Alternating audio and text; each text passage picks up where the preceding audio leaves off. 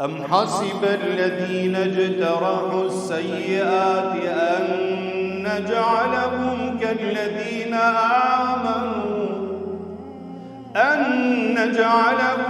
كالذين آمنوا وعملوا الصالحات سواء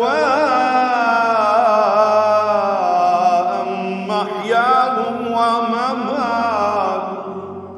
Thot Allahu Gjeleshanuhu, a më zvalë me nduan ata cilët janë të pafrenuar, janë të shfrenuar pra në bërjen e të këqijave, nuk ruhen nga e keqja. Çfarë ti dali përpara? E mirë, e keqe.